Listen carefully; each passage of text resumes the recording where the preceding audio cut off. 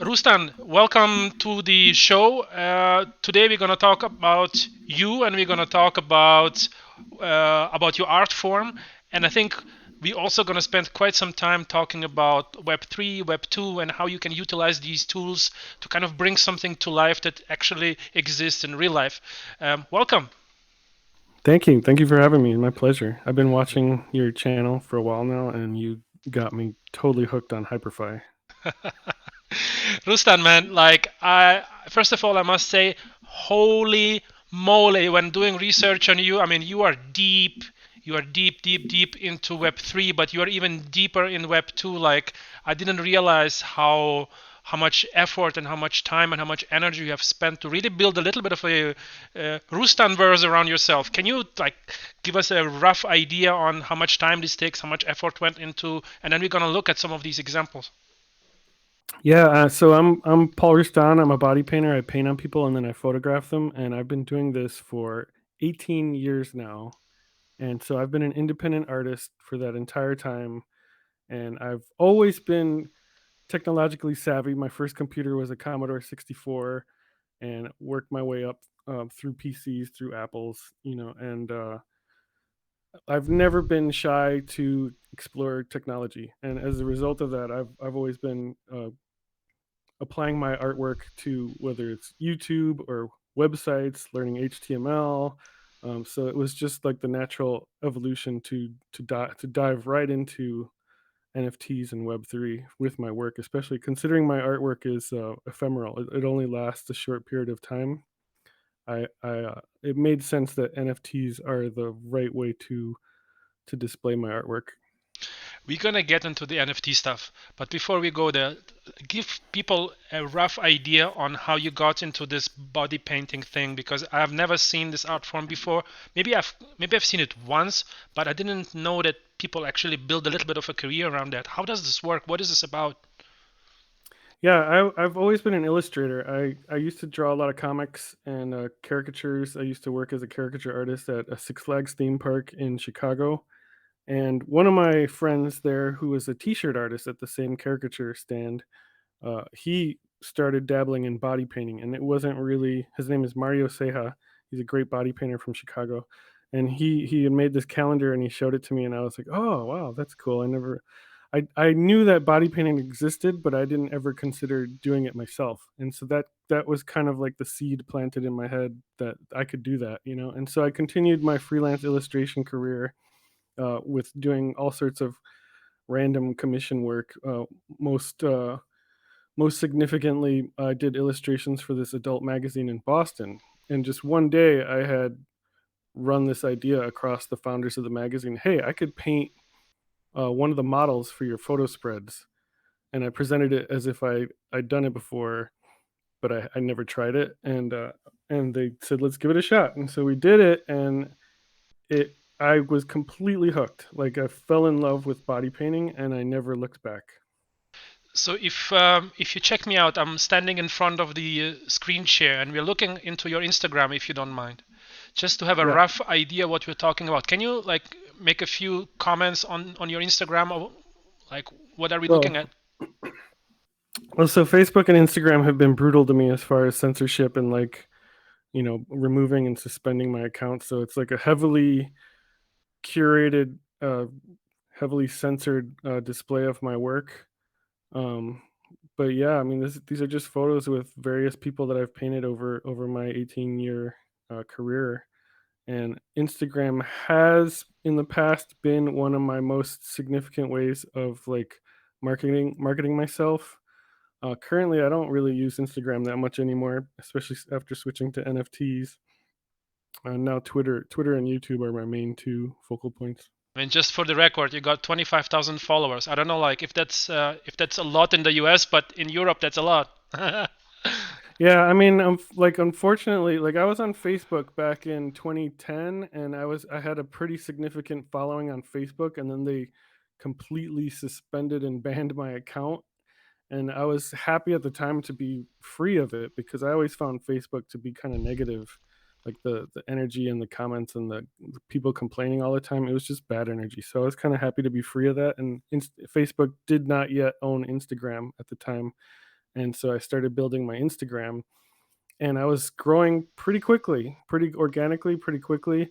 But like Facebook, and especially when Facebook bought Instagram, um, my numbers started to slow down almost to a complete halt. And so I've been at 25,000 for like the last 6 or 7 years. Like it just froze, you know. Uh, so it should be way more. But YouTube, I have like 170 something thousand I, subscribers. I was about to say that, like on YouTube, 176,000 subscribers, but this is just Web 2. Like Yeah. you have a website, Bodypaint, and let's check that out real quick. I think it's just interesting to see like how many properties you are maintaining and how much energy goes into this, and how you kind of productize something that you said actually lasts only for a few hours or for a few days, but you actually capture it in many different ways. And Yeah, I tend to try every possible avenue I can with my work. Like, and most artists, they attack this merch front, whether it's prints or T-shirts. Even musicians, they every musician has kind of like their own T-shirt that they like to sell at their live shows and things like that. So I try to explore everything. Some succeed, some don't. But I try to leave no stone unturned. I was about to ask you about this because, like, okay, a website, this is something that is probably pretty common these days. YouTube with 170,000 subscribers is definitely not common. I mean, people definitely, you're hitting a nerve. It's aesthetically pleasing to people. They find it interesting, provocative. I imagine this is the reason why they're following. But what about Patreon? Like, what are you offering there? I mean, you are getting paid as a via that avenue, Yeah, right? yeah, Patreon has been really good to me. Way way better than I initially expected. I had this one day with pre Patreon and before YouTube even really was blowing up hardcore for me, and I was more invested in Instagram because I couldn't post my artwork uncensored on Instagram. I would make a post that was censored, and in the post I would say, "Click to my website to see the full uncensored set." And so, to my surprise with that, in this short attention span world, people don't always click on links, and I was surprised that I was generating a lot of hits to my website because people wanted to see the uncensored work. And then one day, like, Instagram deleted my account, and my website even broke, and something else happened. Like, oh yeah, YouTube stopped allowing mature video embeds on external websites. So all of a sudden, my website was just gone. It was broken, completely broken.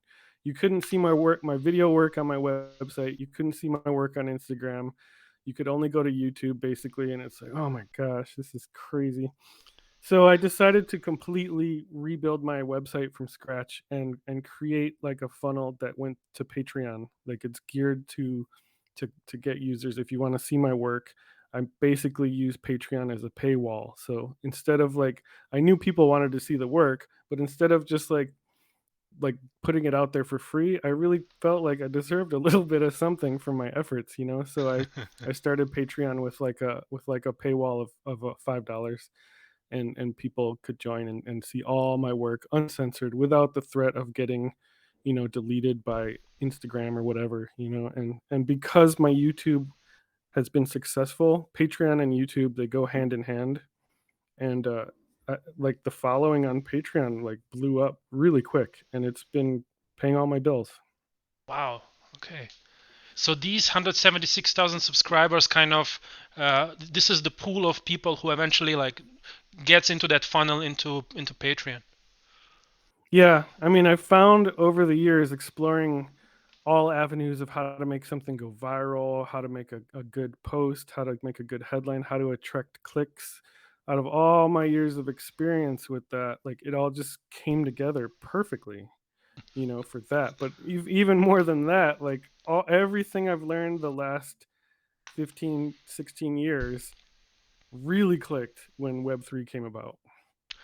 And just before we get to the Web3 stuff, I just looked at the.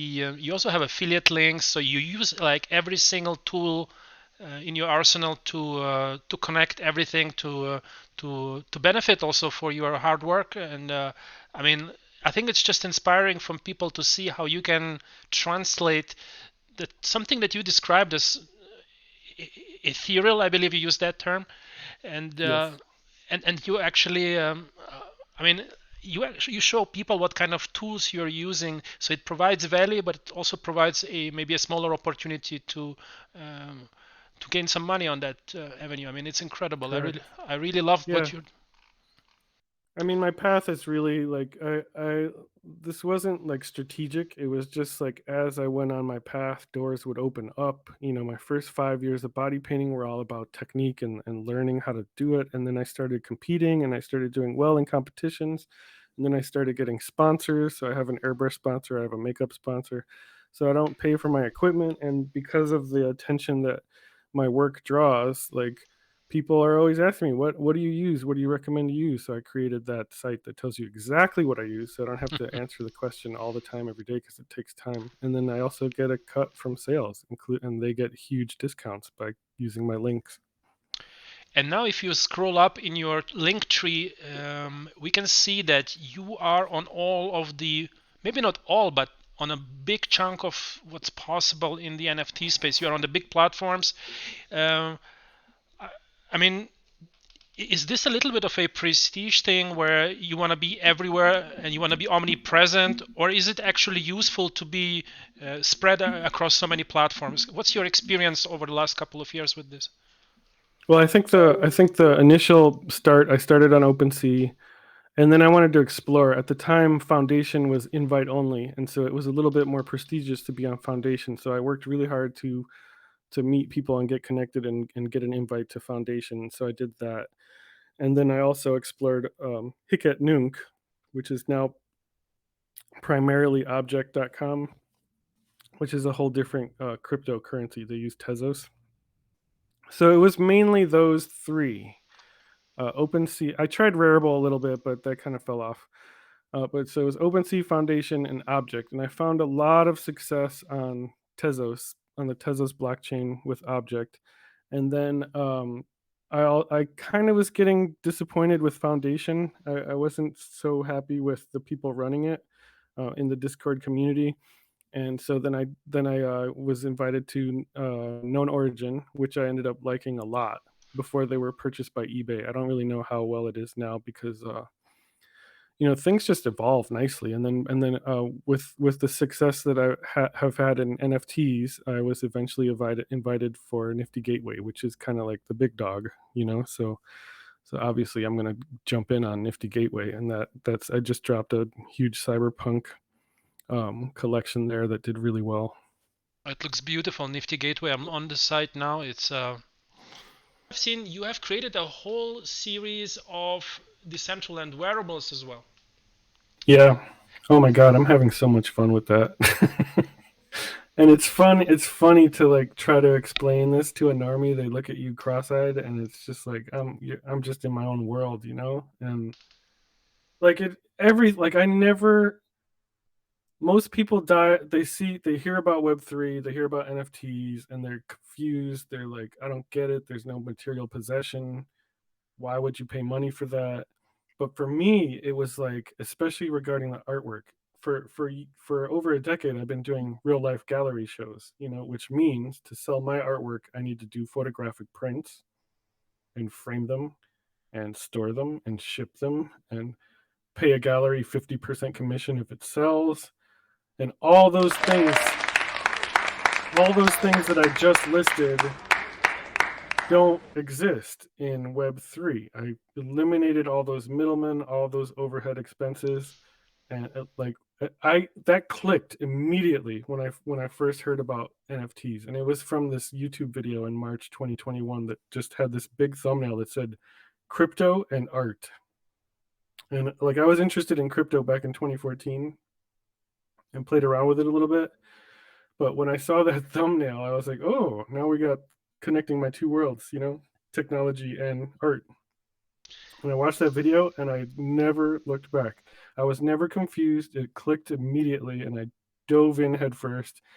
And I never hesitated to figure something out. Like we were saying earlier about like creating a VRM and me doing it, trying to do it 20 minutes show started, it's like it's something that I can take advantage of. I'm gonna dive in and do it.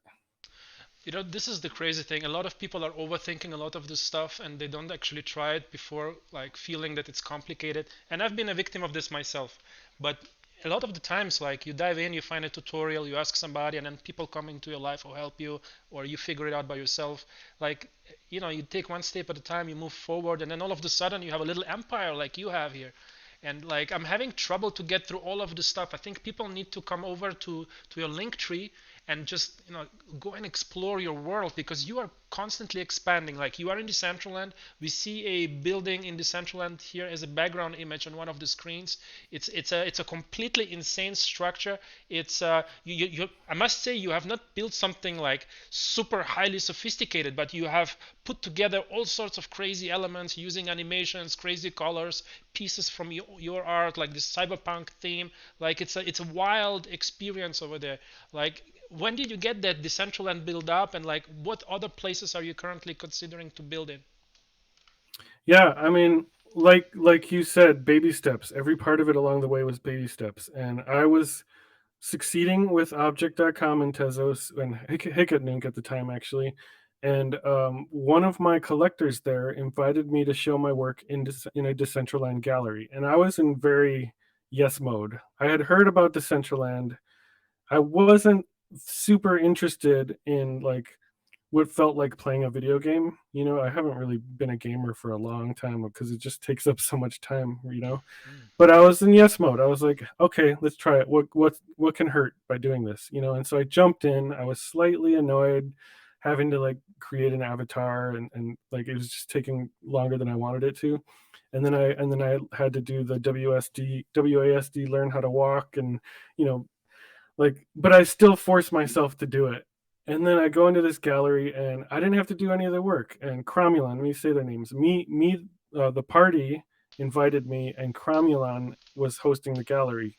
And Cromulon is a great DJ musician um, in Decentraland. He's like been around forever, and they offered to do everything for me. Just send me the artwork. We'll put it up. We'll take care of everything. And so like I sent them the artwork, and 2 weeks later we had the opening, and I was completely blown away, and that was in March of 2021, and then I had more success through the summer, uh, developed significant profits, and I came to this crossroads of like I can buy land in Decentraland right now with these profits, and it made so much sense to me. Like I didn't even think twice about it, and I just started looking for a parcel, and I found a parcel from this seller, and I went to go buy it, and he said maybe you should look at some of these other ones too before you buy. And so he showed me this one that you see, the build that I have. It's in the on the Decentraland map. It's in the N of the Decentraland sign, and because of that, it's surrounded by sidewalks, and nobody could build up next to me. Mhm. And I was like, oh my god, it was twice what I wanted to pay, and I was like, oh my god, this is it. So I snatched that up, and it came with a build. Ah. And so, but my first build was using Decentraland's builder, which is extremely limited. It's somewhat easy to figure out. It has its kinks and stuff. But then, like a month later, I took the build that I was given. I had already made a wearable. I had already figured out how to make a wearable, which helped me understand Blender a little bit more. And so I took the build that came with my land, and I completely renovated it. Took all the windows out, stretched out one of the floors to make a dance floor, added a hot tub on the rooftop, just started experimenting with things, and that has evolved into the build that you see now. Okay. And you mentioned you are starting off in Hyperfy as well. Like, how is that going? And where? Yeah, yeah. So all these, like, since that first build, like I own the parcel next door now. I ended up buying the parcel next door to that build, which is a spa, and it's intended to just bring peace to people, like a relaxing place. Like the first build is my gallery kind of club with music and stuff, and the spa is like a peaceful place. And then I have a beachfront scene that's the cove, and then I just finished building a scene with a 3D volumetric capture of a model that I had painted who unfortunately passed away, and like amazingly I had captured her in motion in 3D before she passed away, and Holy moly. it's now in the virtual world for you to meet her, you know. Jeez. And then I, you know, I'm pretty close to Morph, who you know, Yeah. and Morph. I play poker with him a lot, ice poker in Decentraland, and he had mentioned Hyperfy, so it was on my radar. And then Lastrum from Last Slice mentioned Hyperfy, so I took it a little bit more seriously. And then I found your YouTube channel showing Hyperfy, specifically the one where you're jumping around Hyperfy, showing how easy it is to build, and saying that like as much as you love Decentraland, Hyperfy is like mind-blowingly good. And so then I bought a plot, and just like you kind of had said, like within like 10-15 minutes of building, I was like, oh my god, this is this is the shit. I know this is exactly what you were kind of expecting everywhere else, and suddenly you get it, and you're like, how did I deserve that? Like, And it's honestly really hard to go back to Decentraland after you spend some time in Hyperfy, and see how amazingly easy everything is to build, move, the real-time nature of it all, the way it looks, the lack of lag, the how easy it is to just join someone's plot world. You know, you just walk right in. There's no like sign up process. There's no like create your avatar. You know, like it's just everything is perfect. I've been describing it to people as it's as if someone from the future came back in time 5 to 10 years and dropped this on my lap. And it's like, no, this is how it's supposed to be. Get on this. That's what it feels like. And so since like I've really just been exploring it for like a week or two now, and in that time, I've gotten people from Decentraland, over 20 people minted their own Hyperfy plot, you know, because of like me telling them. So I'm the self-acclaimed Pied Piper of Hyperfy now. holy moly, this was you then. Okay, I understand. Yeah, I had a movie night 2 days ago celebrating Canessa's birthday. Canessa is an incredible user of Decentraland, OG wearable queen, you know, and she's amazing, amazing community member. And it was her birthday this past week, and so she had months ago said she wanted to show Tomorrowland in Decentraland in the Metaverse as a group movie night. And so I had set it up for my initial build in Decentraland, but then I decided I'm going to put an external link next to the screen in Decentraland that people can click and come and see Hyperfy. I wanted to onboard them to see Hyperfy as easily as possible. So we had like 30 people watching the movie in Decentraland, and we maxed out in Hyperfy with 20 people watching the movie in Hyperfy, and it was just such a wonderful experience. I totally understand. Look, I mean, there is just so much to explore here, but I think it's kind of important to keep some of these videos relatively short. Before we wrap First, this up, man, I wanted to ask you, let's say there is somebody who is a lawyer or some kind of service provider in the real world. Some of these people are buying lands in the central and they're looking for new avenues to be early somewhere. I wanted to ask you, is there any kind of advice that you can give someone, like what they can expect or what they shouldn't do, like any kind of token of wisdom for people in the real business world or in the art world, uh, trying to find new avenues to reach out to people, like with your experience in the metaverse now, is there a good path for them? definitely. I mean, I think now, especially that it's not mainstream.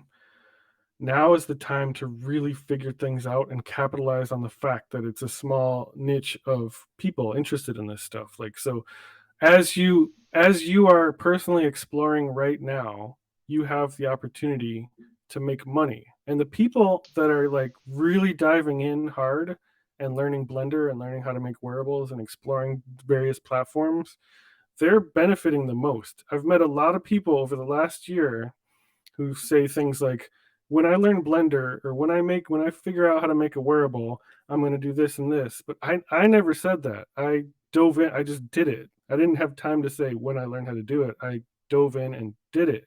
And so don't wait. Like do it. Start small. Start with the smallest possible thing so you can like learn and compound little by little. And even if like your strategy and your plan to make money now may not work out, what you're learning in the process of this whole experience is going to open up all these amazing doors, and you're going to be so far ahead of the game when the world dives in on this. Because number one, Web3, NFTs, Metaverse, whatever you want to call it, they offer ultimate convenience to human beings. And you can't beat that. Convenience always wins. That's why we no longer see the delivery person delivering our food at the door. They drop it off and they're gone. You don't even have to leave your couch to order food. You just sit on the couch and order food on the phone, and then it shows up at your door 10 minutes later, and like that was something 10 years ago I would have been like, you're crazy. Why would anybody do that? And I remember I used to deliver pizzas in 1997, and I remember there was one person every week that would order a pizza through email.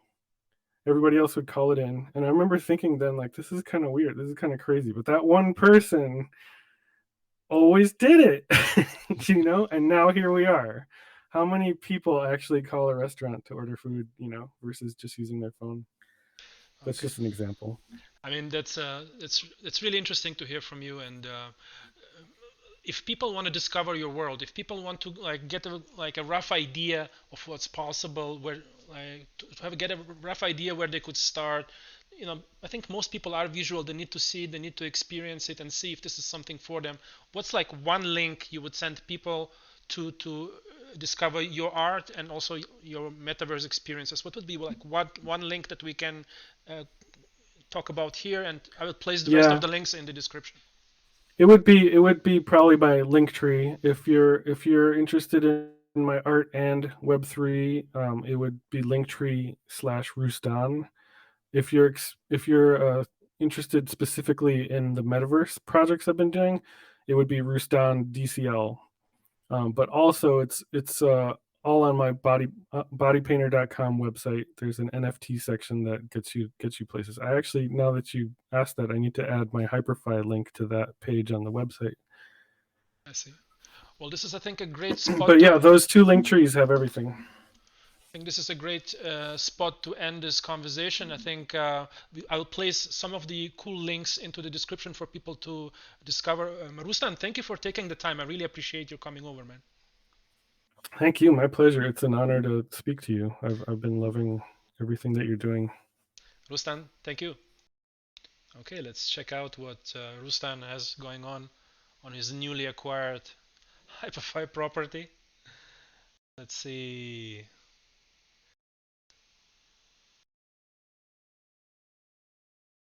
Okay, let me switch on the mic.